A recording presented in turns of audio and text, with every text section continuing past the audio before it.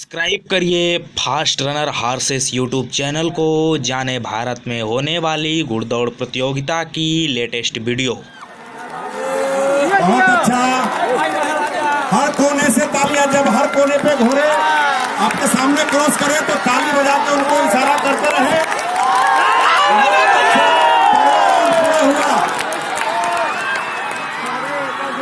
ये राजा एकदम चाल मिला के चलिए। बहुत ठीक है, बहुत अच्छे, बहुत अच्छे।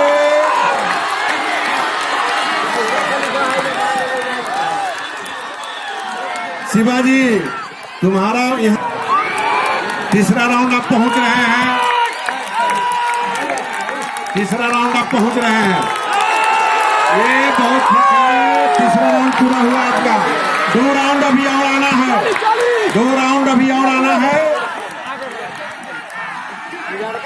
जोरदार ताली बजाइए। जो भी घोड़ा है आपका है, ये किसी व्यक्ति का नहीं है। ये चौथा राउंड पूरा हुआ आपका। बहुत अच्छा।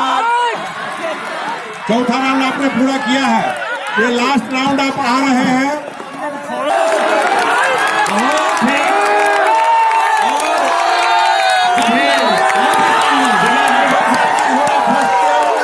पप्पू जी का घोड़ा द्वितीय किया, इनका है 21 नंबर, तीसरे स्थान पर।